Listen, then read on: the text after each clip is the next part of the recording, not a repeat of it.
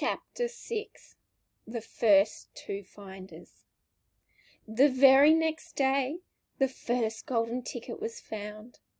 The finder was a boy called Augustus Gloop, and Mr. Bucket's evening newspaper carried a large picture of him on the front page.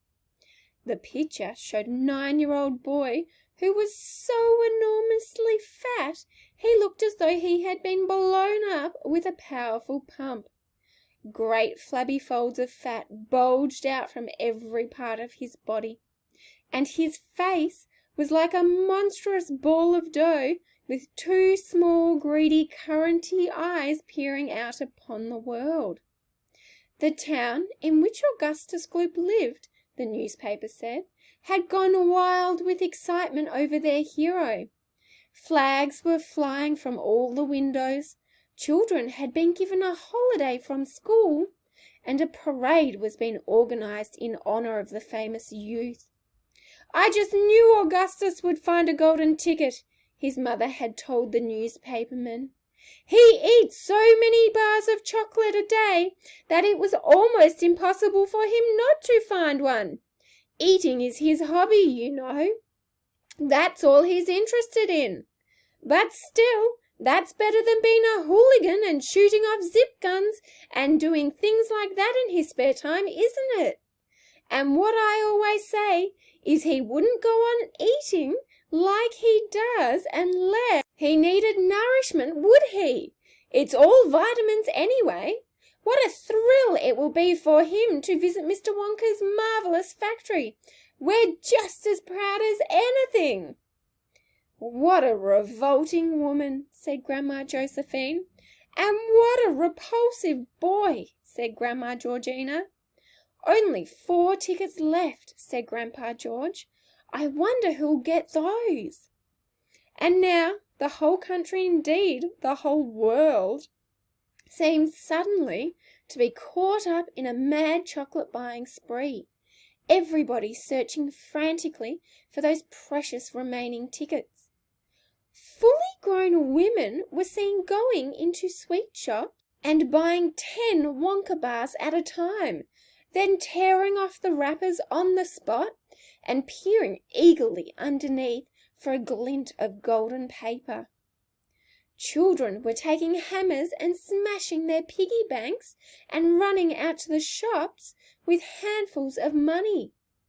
In one city, a famous gangster robbed a bank of £1,000 and spent the whole lot on Wonka bars that same afternoon. And when the police entered his house to arrest him, they found him sitting on the floor amidst mountains of chocolate, ripping off the wrappers with a blade of a dagger. In far-off Russia, a woman called Charlotte Russe came to have found the second ticket. But it turned out to be a clever fake. The famous English scientist, Professor Foulbody, invented a machine which would tell you at once, without opening the wrapper of a bar of chocolate, whether or not there was a golden ticket hidden underneath it. The machine had a mechanical arm that shot out with tremendous force and grabbed hold of anything that had the slightest bit of gold inside it, and for a moment it looked like the answer to everything. But unfortunately, while the professor was showing off the machine to the public at the sweet counter of a large department store, the mechanical arm shot out and made a grab for a gold filling in the back tooth of a duchess who was standing nearby. There was an ugly scene, and the machine was smashed by the crowd. Suddenly, on the day before Charlie Bucket's birthday, the newspaper announced that the second golden ticket had been found. The lucky person was a small girl called Veruca Salt, who lived with her rich parents in a great city far away.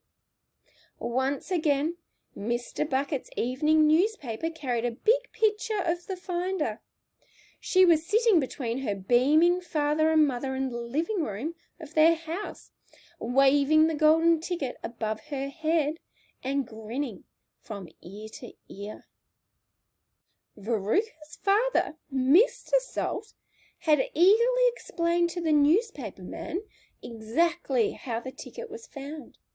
"You see, boys," he had said, "as soon as my little girl told me that she simply had to have one of those golden tickets, I went out into the town and started buying up all the Wonka bars I could lay my hands on.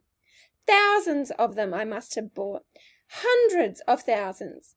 Then I had them loaded onto trucks and sent directly to my own factory.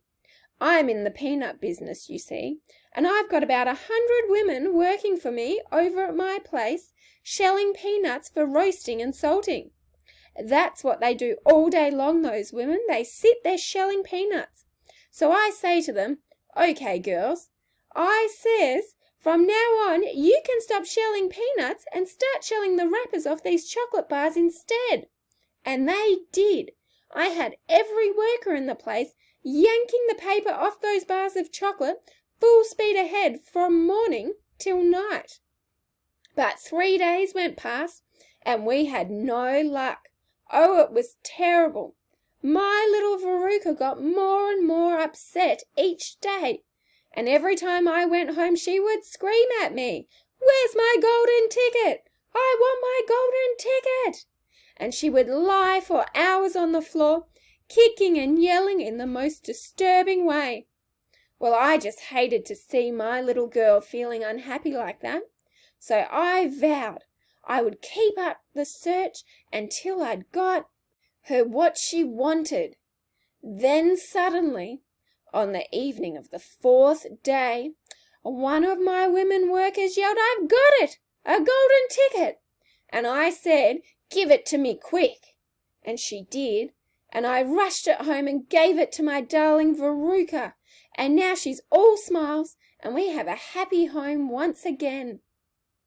"That's even worse than the fat boy," said Grandma Josephine. "She needs a really good spanking," said Grandma Georgina. "I don't think the girl's father played it quite fair, Grandpa, do you?" Charlie murmured. "He spoils her," Grandpa Joe said, "and no good can ever come from spoiling a child like that, Charlie. You mark my words." "Come to bed, my darling," said Charlie's mother. "Tomorrow's your birthday. Don't forget that. So I expect you'll be up early to open your present." "A Wonka bar!" cried Charlie. "It is a Wonka bar, isn't it?" "Yes, my love," his mother said. "Of course it is." "Oh, wouldn't it be wonderful if I found the 3rd golden ticket inside it?" Charlie said. "Bring it in here when you get it," Grandpa Joe said. "Then we can all watch you taking off the wrapper."